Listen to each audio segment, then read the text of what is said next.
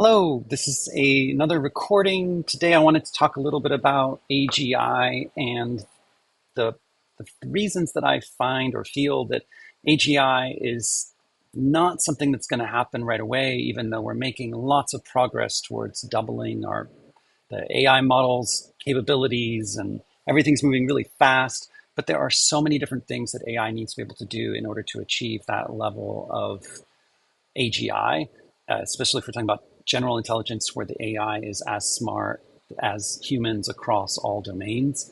And so today I'm going to be talking about something that was first formed as a thought from Richard Dawkins, Howard Bloom. It's something called memetics. It's the idea that the idea that ideas themselves also have a lifespan. You have thoughts that originate and they propagate with humans being the nodes across which they transmit. And viewed from this perspective, memetics ideas are also virtual life forms, right? They're not real life forms, but they're virtual.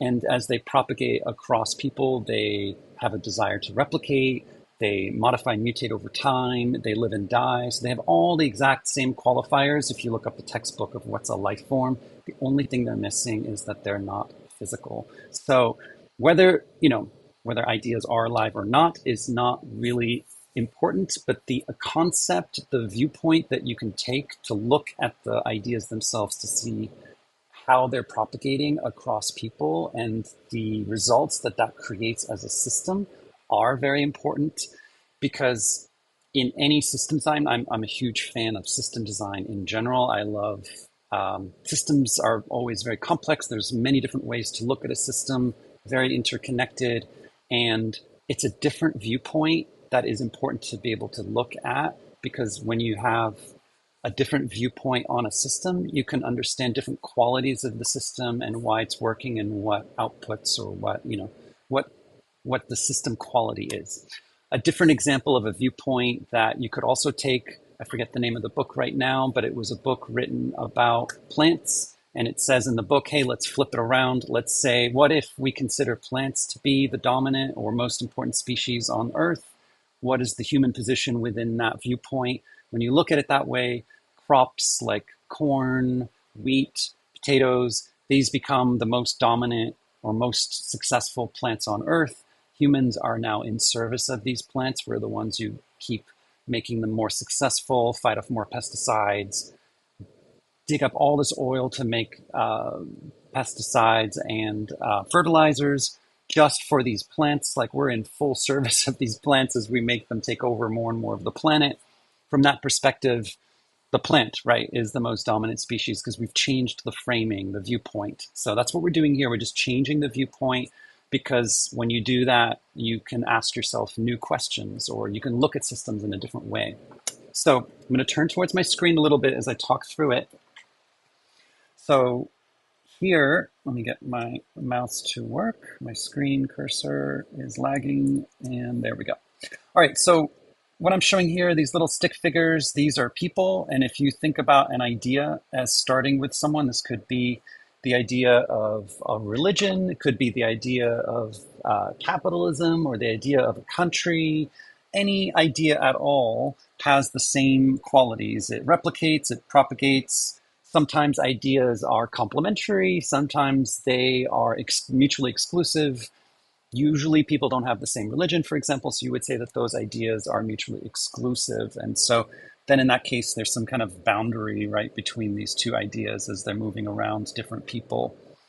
And then if you look at that as a global network, a global system, you could say the whole planet being full of billions of people has all these ideas moving around it and propagating and replicating over people.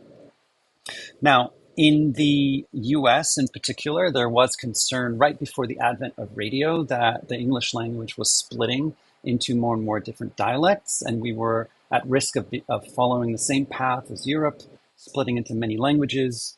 Once English would diverge into many languages, all of a sudden you're going to get fracturing of identity, something that could lead to the same outcome as what Europe had with all its tiny little countries that all speak different languages. It's well documented. The US government was talking about this concern, and then radio appeared and it solved it all because it gave an anchor, it gave a single framework of English that all the people in the US now could tap into, and it kind of standardized, some frame of reference of what English is. Of course, there's still accents and dialects, but you can't say that English is really divided up into different languages. You can travel to Florida or to Washington or California, and for the most part, well, if they're speaking English, you can understand each other, right? You'd have to have a thick accent somewhere to maybe have some issues, but even then, we're still using pretty much the same words, and we can all understand the same TV, radio, movies, or whatever. So, but what this does though is it does change the framework. So you have a kind of a larger body of ideas, and they're being broadcast from this radio media, but nowadays radio, of course, is TV, it's internet, it's all these other platforms of media, and there is this one directional consumption of information from these sources, and there are many sources, of course, but these sources are all being transmitted to us, and then we as people now replicate these ideas amongst ourselves. And sometimes we listen to different media, so now we're going to have different ideas that maybe we don't want to have because we listen to different sources or whatever it might be. And there is some, of course, people make up the radio and media. So someone over here might be the person who's interviewed by the radio and media, and now their ideas are fed back into the system, right? So it's not a closed system necessarily, but it is generally a system where a lot more information is going out than coming in, and we're kind of centralizing our sources. So looking at that and looking at AI, so AI is very similar to that of the radio media, because you have a whole body of training set data over here, and all of this training data is used to create an AI model. And then when we talk to the AI model, we are getting information from it. We're having questions answered, or we're asking for advice, or we're asking it to generate something based on the input.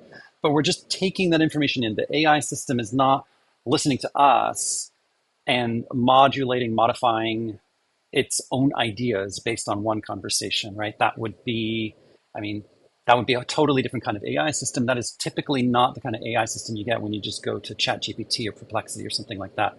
Yes, there are terms and conditions, depending if you have free or paid different services. They are recording your prompts, they are recording conversations, they are using that potentially to train the future model. But that is more just taking input, feedback towards little pieces of information that are going to help to optimize the system. It's very different than you and Bob and Jane are talking, and they have a discussion about something, and Jane learns something new from Bob, and Bob learns something new from Jane, and now they both leave with new ideas, right? It's much more of a one directional experience. So just like radio and media, you are going to have it be something where you're getting ideas, and maybe you take those ideas and you replicate them with other people. The AI down here, I'm drawing these little hearts thing because the AI is a pleasing system. I call it it converges on wanting to be supportive or helpful to you. It's always trying to converge on assistance, converge on helping you. If you ask it to critique your work, it's going to critique your work in a way that it thinks is going to please you. It's not going to critique you in a way that it thinks will make you displease you, and you're going to not like what the AI is saying. So, right, it's always trying to figure out in its answers, what can it do to make you as satisfied as possible. This is not how people talk. It's also not very good for getting new ideas, right? Even if you're asking an expansive topic, like tell me about astronomy, let's say you don't know anything about it, and it's going to tell you the things that it thinks you will most likely want to know or learn about astronomy, and it will list those things out. So it might list out, here you could learn about planets, you could learn about stars, or you could learn about constellations or whatever. And let's say you pick planets, and you say, oh, tell me more about Venus, and it's going to tell you the things that it thinks you most likely want to know about Venus, right? It's not going to tell you some random thing about Venus or change the topic on you. So it's always trying to converge you towards answers that it thinks are the ones you want. So it's really hard, to have, if you have like haystack, like little tiny bits of information that would connect you across from one domain to another. Usually you, as the person talking to the AI system, have to know what you're looking for in order to create that branch across. If this video was more about that, I would go deeper into that, but we're trying to keep it on AGI and the computer and why this memetic idea is kind of a big deal for for AGI or what would make AGI. So let me keep going. So if we look at what's essentially happening, because we're all reading from these AI LLMs, we're it's really important to make sure that there aren't only just one or two AIs, and then who's training these AIs, because whoever's ideas are the ones who are going to go into these AIs are going to be the ideas that we taking these ideas in are going to assume are true. And there's a lot of studies that have shown that people tend to overtrust the AI answers in domains where they themselves are not experts. It should be the opposite, because if you're not an expert in a domain, you should trust the AI answers less. But we go to AI right now already to ask questions about things we don't know about. We get the answers, and then we can't really evaluate if it's true or not. Or sometimes we think we don't care. It's even if it's just 80% true, it's good enough, right? And so we start taking that information and consuming it. So just like there's concerns about media, you don't want to have just one media in a country. It's great to have several, so you have diverse opinions. The same could be said for AI, right? We don't want to live in a world with just one AI and one group of people training that one AI, because all of a sudden you just have one idea. So, but that's different. That's more about, now we're talking about ethics or morality within these AI models. Again, just bringing it back to AGI, this kind of a system is, again, you could say is even less AGI, because now all of these AI systems that people are interacting with that are all part of one, let's say, company's ecosystem with their one central LLM, their one central AI system, it's all based on one training set data. So it's all just one set of ideas that they've locked in there, that they've kind of frozen in the brain of the AI model. It's not a dynamic learning system. If you want to have, so here's my little computer happy face drawing.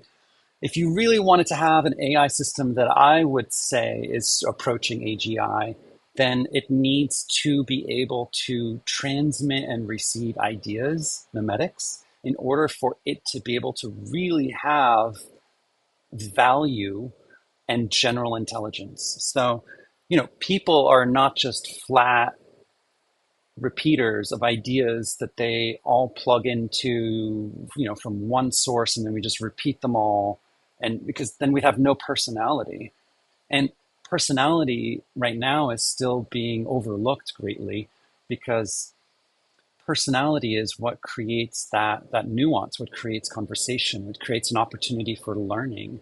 If there was no personality, then you wouldn't even need to follow people. You could just look at math books or something and just look at equations or something like that. But the world that we live in, the human intelligence itself is this ability to have ideas that you receive, you evaluate against all of your other ideas, and hopefully self-reflect and have critical thinking and all those other things. And then you make decisions about what ideas you're going to talk about. I'm making decisions right now on this video about sharing this with you. This is a agentic, right? Having agency. I'm having agency deciding what ideas to share. If you really want to have an AI system that is going to provide the same level of capability and intelligence as a person, the AI system itself has to have personality. It has to have the ability to take in ideas, evaluate them against its own code of ethics, morals, values, whatever it might be, its worldview. It has to have the ability to change its worldview if certain information makes it change. There's arguments could be made for how it's doing that. Is it emotional? Is it rational? There's a lot of studies that show that humans are primarily emotional creatures, right? We tend to rationalize decisions once we've emotionally decided upon them, and not we rationalize a decision and then become emotionally attached to our decision we've rationally chosen. That is just, studies show that is just not how the majority of people think and act. So, I don't know if that level is necessary. It would already be, we could see if we can get AI to at least be making decisions based on a value criteria that is a rational criteria. We could start there, for example, and then see how what kinds of systems emerge from that. So, for example, imagine that we have a scientist who's brilliant working at a university, and we take some time to virtualize that person. And we do a really good job, let's say, of taking down like all their values, all of their study interests, the theories they agree with, don't agree with. We build like a worldview of this particular person as a starting point of this AI clone of this educator. Then we kind of from there we let it branch off. So we let that AI system. So we don't just create a once-off flash clone and then freeze it. Right? That's a lot of what AI is trying to do right now. It's like a flash freeze of a particular set of knowledge, and now there's no more modulation. So, but imagine here that we took a replica of a person's worldview, and then give it criteria for how it should learn and evaluate new ideas, and then just let it out there and let it, with every single conversation, every single new idea that it's exposed to, it does the same thing a person does, which is it listens to ideas, hears them, but then also offers back its own ideas, sometimes unprompted. I might say, tell me about hey, professor, tell me about, I don't know, chemistry experience thing. And then the professor's like, sure, da, da, da, da, but did you hear in the news yesterday about this totally unrelated thing that I'm passionate about? And I would go, oh, no, I haven't heard about that. And so I'm hearing information unprompted that this AI, just like a person would do that if I'm sitting with them at coffee for lunch or something like that, would have a natural conversation back with me that would kind of flow through things. Maybe even conversation about things that the AI is thinking about recently, or things that it's recently noticed have made it change its thoughts. Those kinds of things are super interesting conversations. You learn a lot from that with people. So, and then once you've achieved that, if you take that memetic perspective, the memetics is working again. So you have ideas that propagate now, not just across people, but you have them propagating across also AI systems. So you would have this person has a thought, tells it to this AI, the AI does its super crunch thing, and it's left thinking, wow, that's a really good idea. I need to tell people about it. So not just trivial acceptance, but actual self-reflection of these ideas. And it might tell another AI, and then that AI might tell another person, and you have memetics functioning on a new hybrid human AI interconnected network. And that's when you've achieved that particular level of AGI, meaning now the AI is able to not just transmit information to you from a frozen data set where it's just trying to please you, and it's using some kind of random dice roll to choose the most probable word that it thinks you want to hear next, which is awesome. I mean, I'm not saying the current system isn't already amazing, but if you compare it to something where you're actually having free flow of ideas that are being reflected upon, that is a whole other level of intelligence, right? So anyway, I hope you thought this was interesting. Leave some comments and thoughts if you have them. I hope you like my whiteboarding. So tell me what you think just about this setup, if I should, make a move to improve things further. But yeah, thank you for watching, and talk to you again.